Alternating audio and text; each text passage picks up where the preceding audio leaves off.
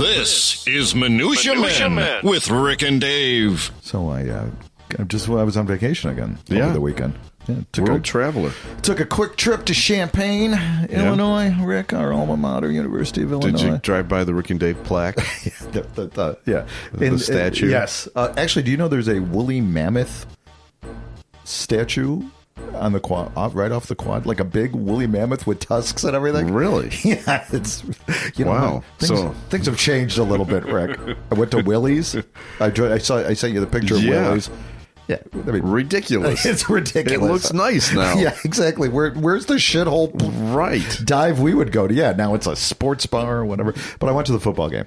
Yeah. And I believe it's the first time in 30 years I saw them win. They beat 19th rank University of Kansas. Yes, they did. Fighting Illini. Yeah. And I was sitting in a kind of a student section, with their kids. With your daughters? Yeah, my daughters were there and some of her friends, and we were just we weren't in where the old people were. I was pressing the flesh with the youngins. Right, they probably thought you were one of them. Yeah, I'm sure. Right? He's at grad school. But they did, how they have on the video screen. We didn't have a video screen when we were there, did we? Yeah, there was a video screen. Was there? I'm sure there was. I'm not sure there was, but yeah, they do a thing. You know how during the timeouts or whatever, they do the little wacky trivia and whatever. Mm-hmm. Well, they had this one thing, and it's called Way Back When. Oh, no. They pick a year, and they put pictures from way back when, okay? So 1987 was the year of way back when, all right? Which was actually after we already graduated. And so the first picture was an old Apple computer. Okay. With the little box ones, right? And the kids around me were like, oh, look at that. What's that slit there? And that's where the floppy disk goes, okay? The second one was actually the computer lab. Do you remember the computer lab when we were there? Yeah. It was just, 8 of those, right? With those little box ones. And then they had a picture of, 6 or 7 kids, 4 men with mullets and 3 women with teased up hair and whatever on the quad around a boombox. Okay. It looked like it could have been a Hash Wednesday or whatever. Yeah. We could have been in that picture, We right? could have been. And the scroll was social media. 1980s. Oh, wow. And all the kids are laughing. And what was it like, Mr. Stern, in 1987? Why it's not realistic? Yeah. No, there was no hacky sack. There was in the picture. Yes, right. There's no hacky sack. Right. It's not authentic. But yeah, so it was way back when. All right. Well, you're going to love the quiz I've got for you later on. It's time for Minutia Men. The following is a Tony Lasano podcast, an Opie production on the Radio Misfits Podcast Network. This is Minutia Men with Rick and Dave. Can I ask you a question? You go to a lot of these soccer games or football games, foosball, I should say, right? Where do you sit? Do you sit on benches? No, they're regular seats. Well, it depends. You mean in Germany? No, the green-white stuff. When you go to there's benches how do you do bleachers. that? How do with you no back? Yeah. Oh my God. How do you do that? I'm still in pain from that. How do you sit for hours? Well, the really smart. Do you bring one of those? Bring those camping chairs, and they sit in those. Okay, and is that? And I've got about 6 of those. Okay. My God, I've been doing this for a long time. God, I can't sit here. Do you know how long I coached? Soccer? Yeah. 35 years. I don't know, 30 years. 17 years. I coached all 3 of my boys. 17 years I coached. Yeah, but you've been going to soccer games for my 60 whole years. Life. Yes, my whole life. Maybe that's the cause of your elephantitis. Could be. Could be. Yeah.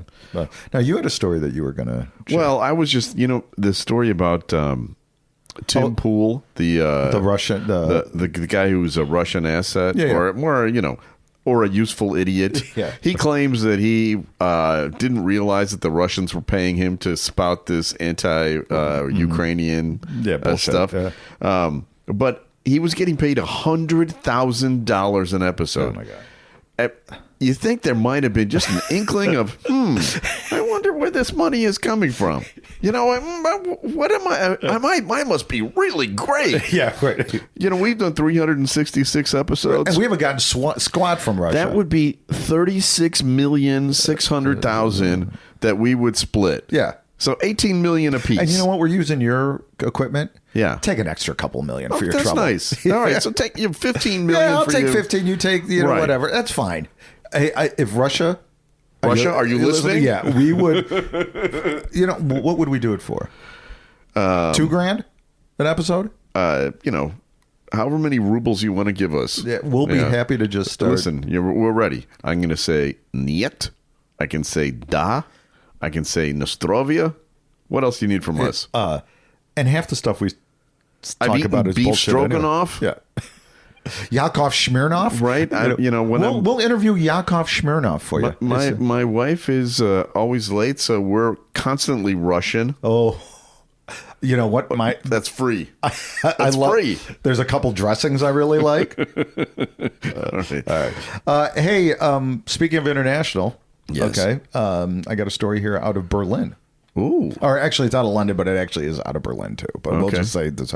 German warship blasts Darth Vader theme on the River Thames.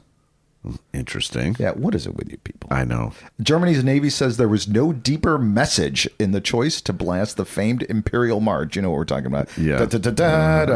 Darth Vader's theme song in the Star Wars film from one of its warships as it cruised down the River Thames through London this weekend. For you guys from Chicago public schools, it's not River Thames, it's River Thames. A bystander captured the spectacle Monday on video, which quickly went viral on social media. Because I don't know if you guys know this, the whole Germans thing, German English, they kind of got a complicated, got a complicated path. Got a whole blitzkrieg thing that they're not so fond of. I sent you a video of. Okay, there you go. By the way, the name of the guy, according to this video, is Ollie Wainwright, who took the video. Oh, okay. Here we go. So this is the warship. Yikes.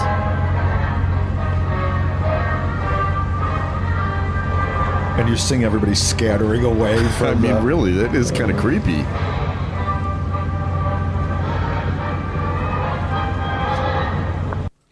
Wow.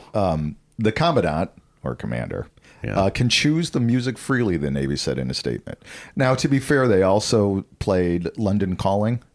Did they? From the Clash. So, we're like the Russian, influence. We're bits and pieces. We're doing a little contextual stuff here. Right. But everybody knows that Star Wars was Hitler's favorite movie.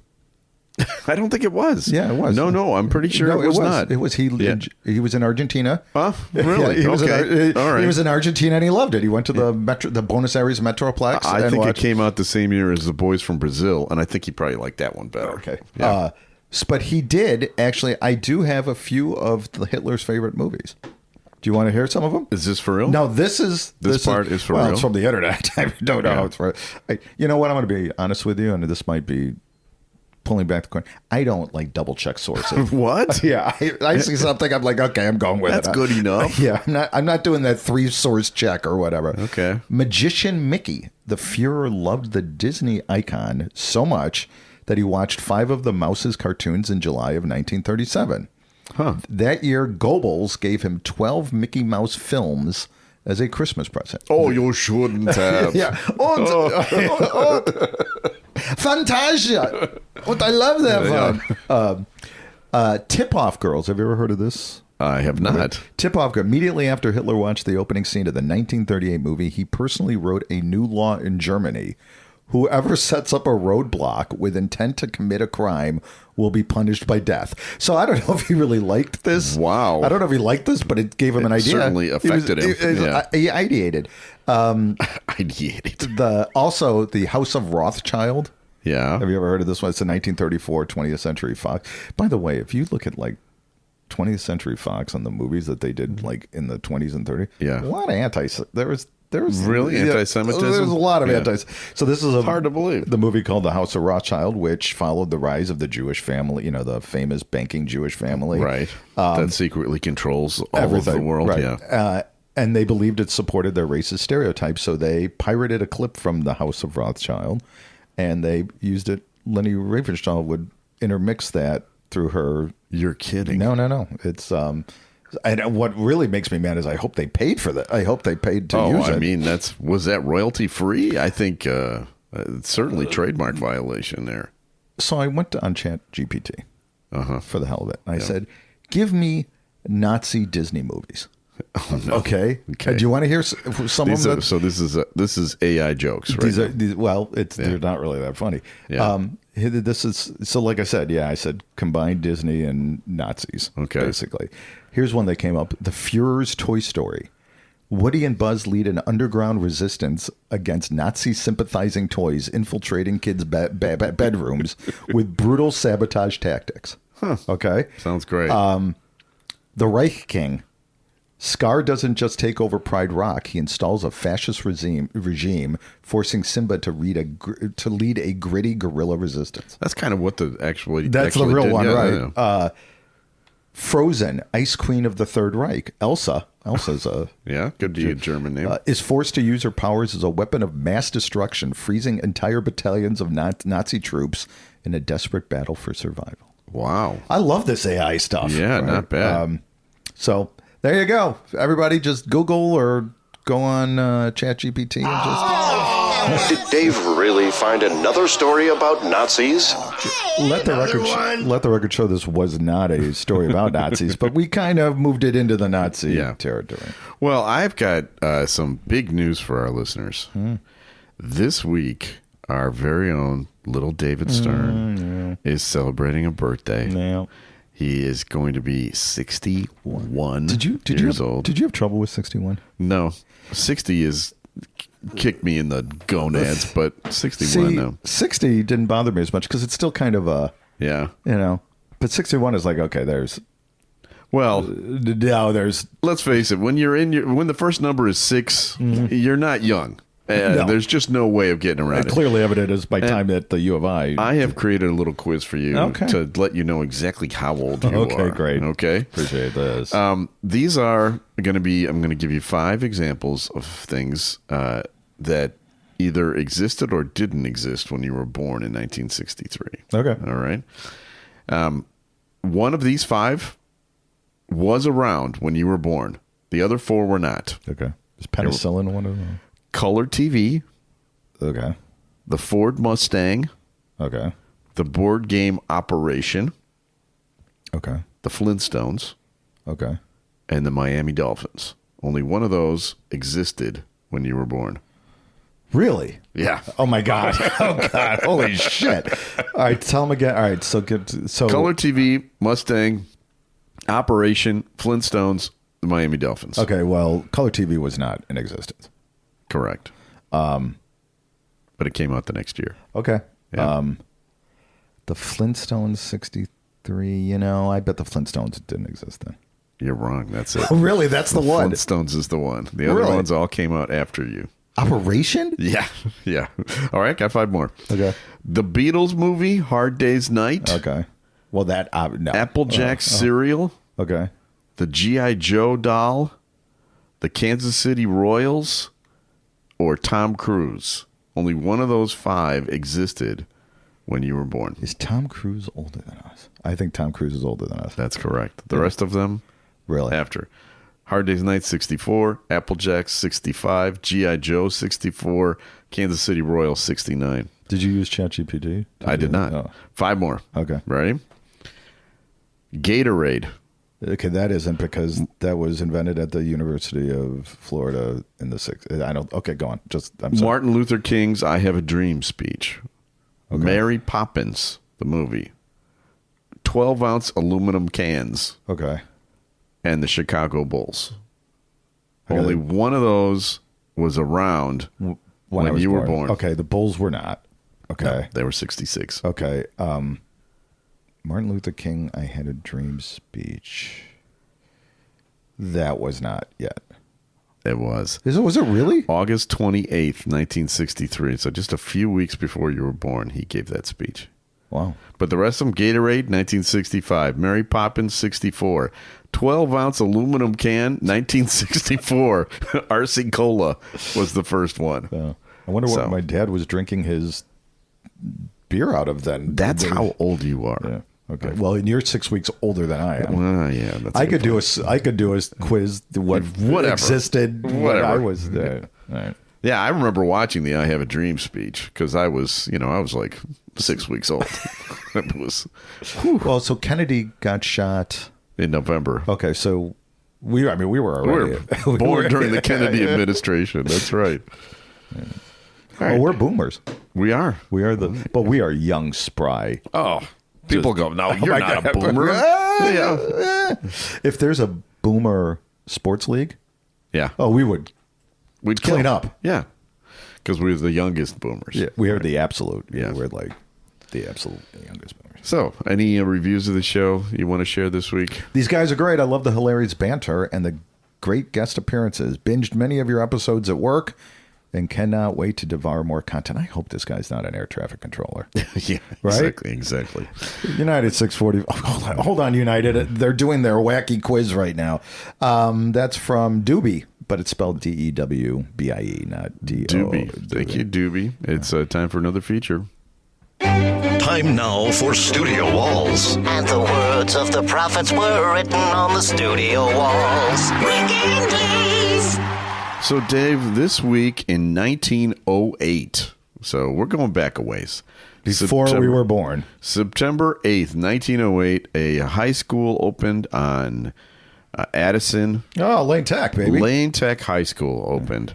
And we've talked about this high school many times, and one of the things that we talk about is the fact that you, as an alum, right, way back when, you had to swim nude. Yep. Well, we had a couple of guests on our show that talked to us about the nude swimming, but this week I'm going to play Roger Bennett. Roger Bennett is the guy from Men in Blazers, and he had a similar experience, except it was in Liverpool. Okay. All right, and I'm going to play it for you right now.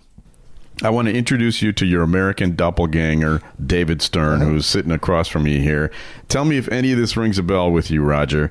Dave is a follically challenged man, so much so that he wrote a book called The Balding Handbook, The 5 Stages of Grieving for Your Hair Loss. That did not debut number 1 on the New York Times bestseller list. He judges athletes, musicians, and movie stars based on one criterion: their lack of hair. Bruce Willis, his career's just getting better. You know what I'm saying? Yeah. His parents immigrated here from Europe to escape persecution. He found a home in the Jewish community here in Chicago. He loves the Chicago Bears and the Chicago White Sox.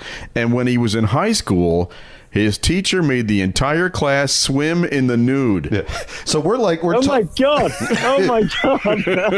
Me and you are your brothers from another mother, baby. Where was that? No, Dave, you grew up the life. I longed to swim in the nude and be tortured by my teachers in Chicago instead of in Liverpool. Where did you grow up in Chicago? I was a North Side guy. I went to Lane Tech. And when my freshman year in 1977... for whatever reason, we had to swim naked, and and not only did we swim naked, we had to wear a swim cap. And I don't know if makes no sense. I don't know if you're aware of how men develop. Yeah. We had hair. We weren't manscaping, but definitely, there was no reason to do this. Hey, Roger, when I got your book, I read this paragraph to Dave on the phone. Mr. Stott's official duty was to check for clean legs on every boy exiting the shower area. He augmented this task with the additional self-appointed role of color commentator, providing play-by-play on the physical status of all the boys who passed, as if announcing their arrival at a society ball. I mean, that is the most terrifying thing I've ever read. Yep. Yeah, you'd hear him give this commentary as if he was at the Marv Albert of shower duty. He'd be like, "Kate, goat cock, excellent work, boy." And whenever I walked past, he'd shout up, "Hitler's deformed micro penis." It's just life goals.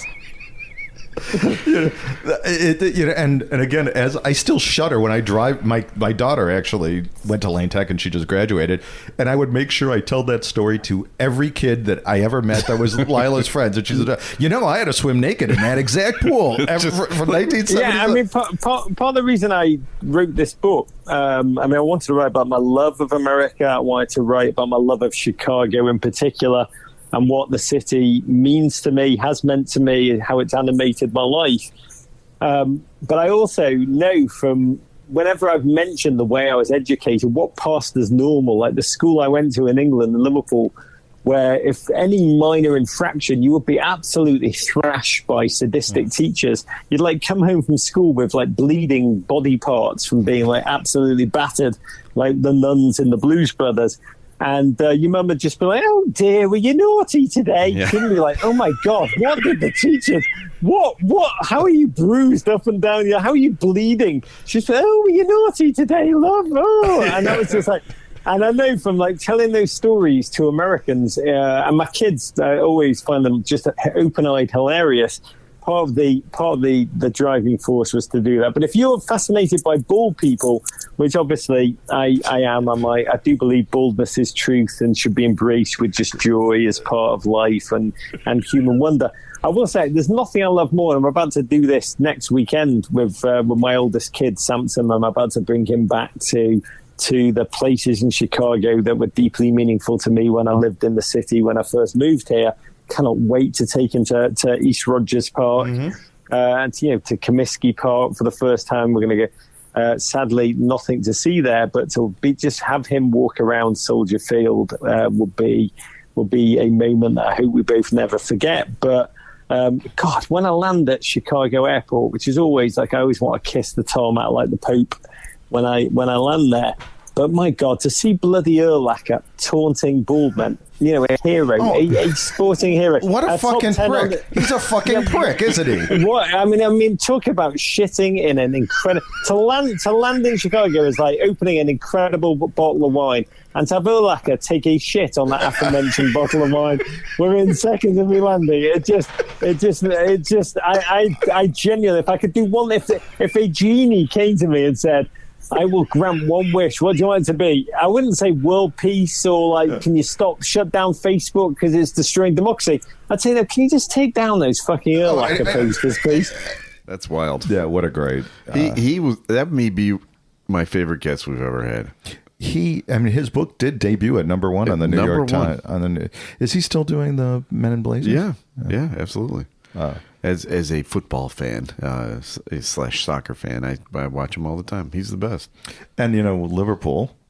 I don't want to tease a guest on our other not show. Yet. Okay, but we're gonna have a very special guest who was born in Liverpool. That's all we're gonna say. Very special Minutia man. I got one more story here. You want to hear it? Yeah. Drop Cheetos bag has world-changing impact on Carlsbad Caverns. A forgotten bag of Cheetos left inside Carlsbad Caverns might have seemed trivial to the owner. Right. I'm just going to throw this here. Where's the garbage? I don't know. Just throw it here in the bottom of the caverns. But it had a crazy impact on the cave's delicate environment. The cheesy snacks were dropped off trail in the Big Room at the National Park in New Mexico on September 6th. A photo of the photo, there's someone posted it on photos. Or on Facebook. What happens is, you're a botanist, you understand this, you're a naturalist. Because of the ecosystem of the cave and because it's really humid there, the corn-based snacks formed the perfect environment for fungi and microbiological life.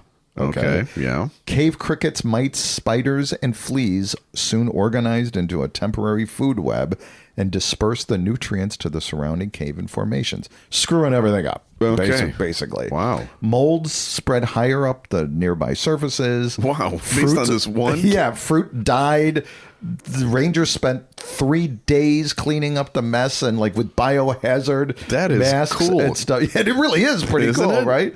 Now all of our listeners are going to know. Right. Now, I don't know if this will work with Fritos or Munchos or whatever. Munchos. Is that something? Is that a real thing? Yeah, don't you remember Munchos? It was like the potato crisps.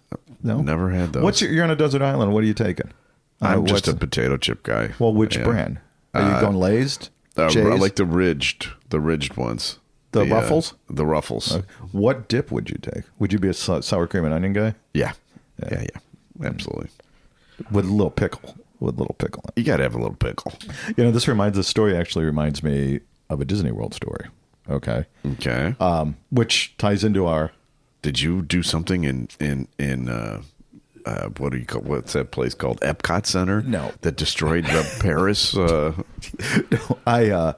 it was in like 1984, way back when. Yeah. 3 years before way back when. Scott and I, our lawyer Scott, yeah. we were in Florida together. I was visiting my sister and he was visiting his grandparents. We met at Disney. I don't know, whatever. Yeah. And we may have gotten a high at Disney. I'm just going to say. That's hard to believe. I'm just going to say. And we did. Do you remember? I don't even know if this ride is still around. It's called Mr. Toad's Wild Ride. Yeah, something like that. You get into these, carriages and and you fly over this model of a little city. Okay. That, and when you're high, you're like, oh, right. And then we're going through this thing and I'm like, this is unbelievable. And then somebody had dropped a Baby Ruth wrapper on the ground. So we're going, and then there's this Baby Ruth wrapper that's like 6 blocks long. And I'm like, okay, that killed the video. Yeah. Okay. That ruined the whole thing. So thanks, guy, in 1984 for... you bastard.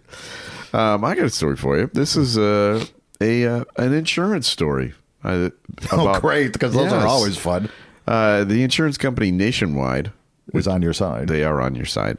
They announced the finalists for this year's Hambone Award.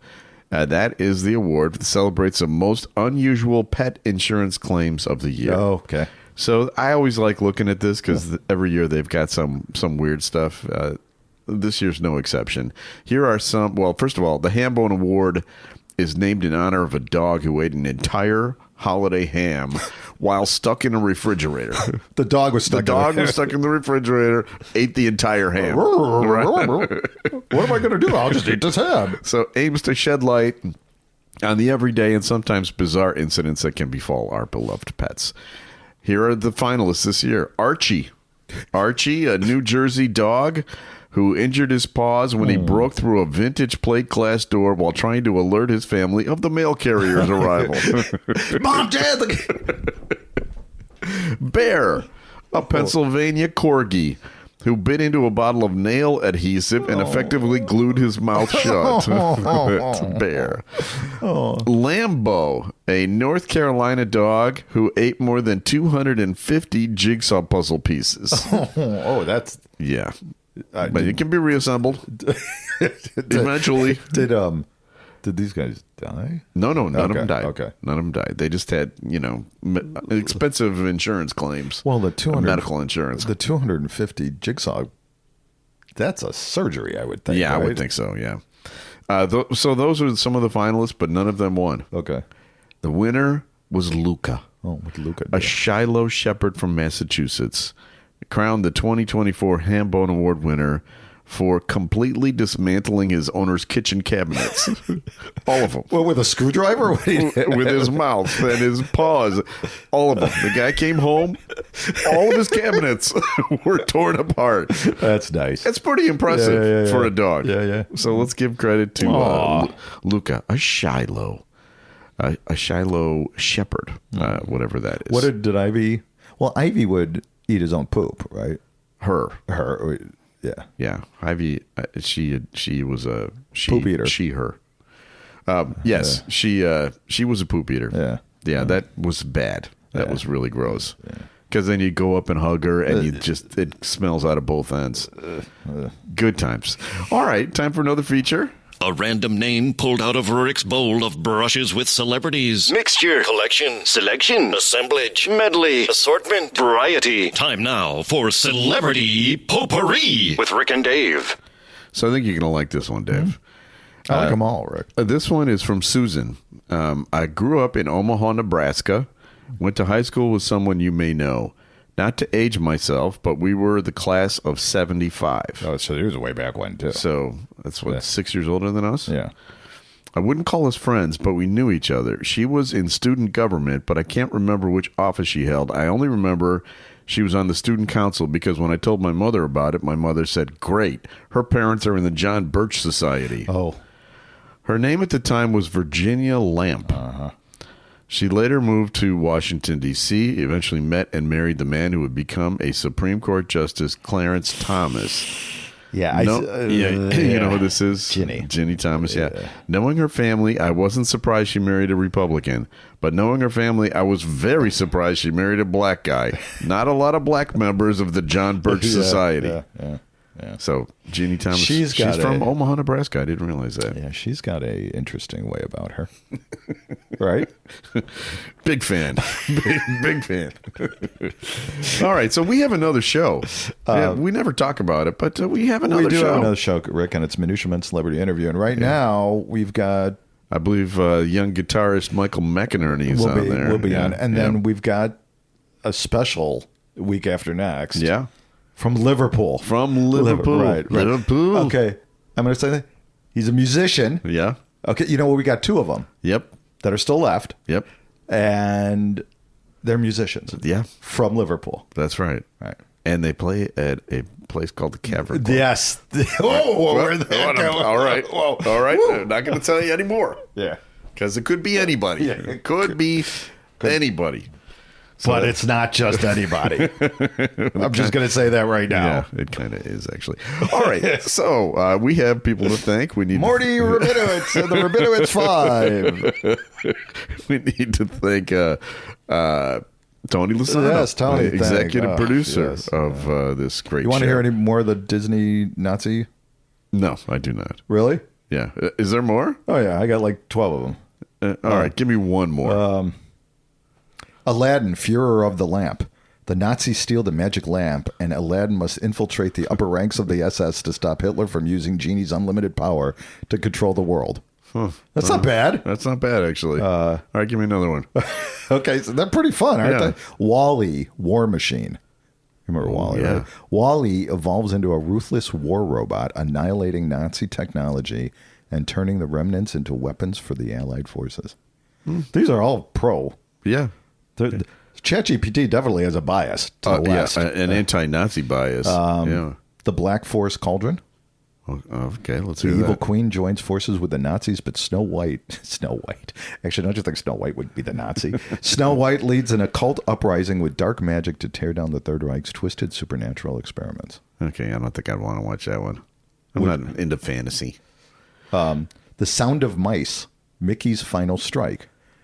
Mickey becomes a fierce rebel leader, spearheading a sabotage campaign in Nazi-occupied Europe, complete with secret assassinations and technical bombings. All right, I'm in for that one. Let's close on that one. We're not going to get better than that one.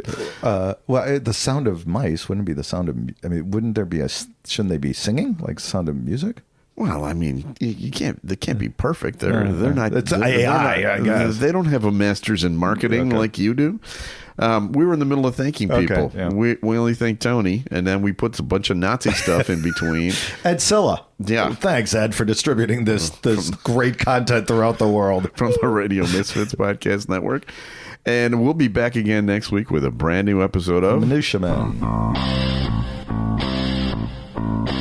The proceeding was a presentation of the Radio Misfits Podcast Network. Find our other great shows on iTunes, Stitcher Radio, and at RadioMisfits.com.